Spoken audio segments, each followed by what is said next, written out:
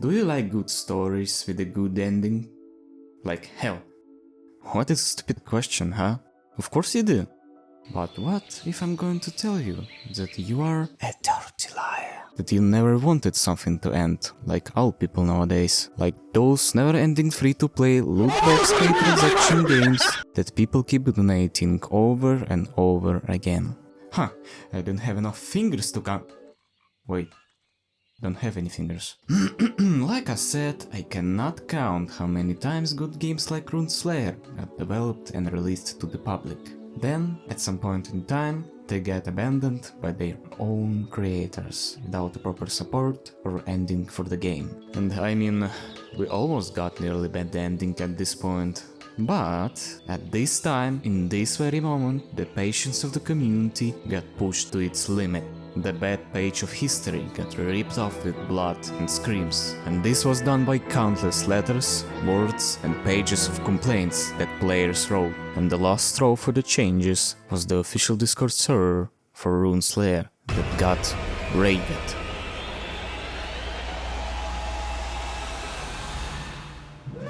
To avoid any further confusion, I'm going to show you the line of events that I constructed by analyzing some speculations and facts. But of course, I'm not going to know all the truth and can be wrong. So I've done my best at this point, and I think I need to mention that I don't have any personal feelings to anyone I'm gonna mention here. It's just cold-minded investigation as one of the people who watched all this mess happening. And all of this was made to partially inform community what even happened at this point. The first, it started when Setro announced himself as new head developer for the game and how he can become the one who climbed the ladder of success. But oh boy, he doesn't know yet what his poor decisions are gonna lead to. Him being one of the developers for the game called Type Souls made community nervous, because Setro is being known for ruining this game and as a result been partially fired from the team. Also, most of the people accuse him of grooming, so it makes only worse for him being as the leader for the game. But, to my surprise, at first, it was quiet. No one knew how he's going to act, so everyone just waited for his actions, and it didn't take long for him to act, as one of his first updates was an addition of Bounty Remover NPC, which was quite a shock, and this got players mad, even to the point of server being locked down because of sheer amount of hate to the setter for these changes. Then there was a big patch note, mostly about the nerfs for the most of the abilities in the game, making clerics more useless, PvE gameplay getting worse, and making the game more PvP oriented. At this point, the community was furious and was demanding for our head developer to quit his position, but still people got muffled, and it seems that nothing is going to change. But between 16th and 17th of March, the incident happened. The official Discord server got spammed with pinks, NSVW, slurs and other bad things. In addition to this message was sent.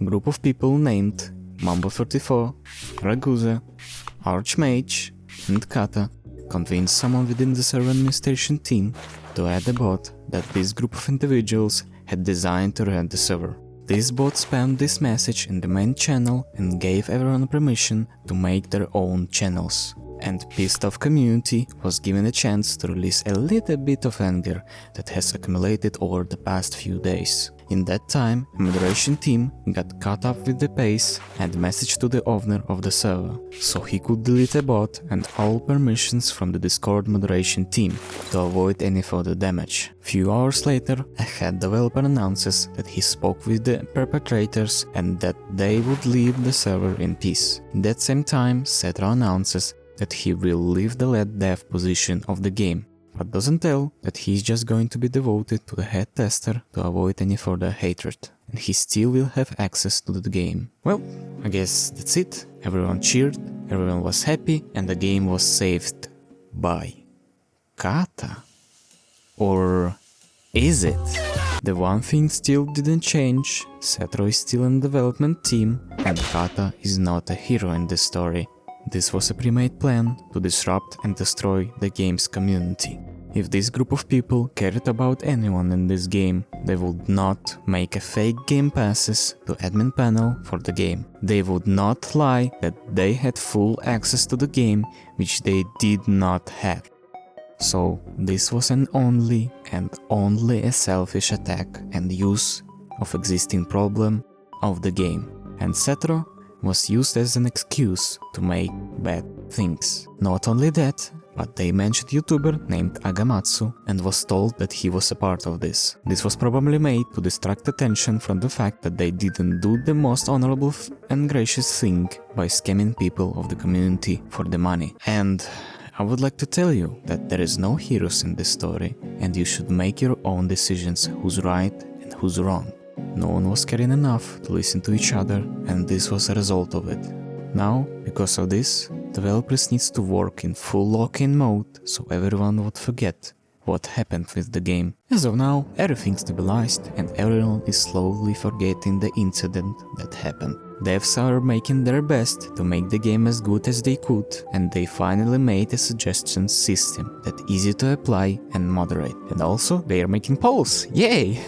Finally. Jesus. But do not forget that you need to remember who you're trusting with and try to understand the situation as best as you could. And always remember that this kind of situation could happen again at any moment. Stay on your toes and do not allow yourself to be silenced. Have a nice day.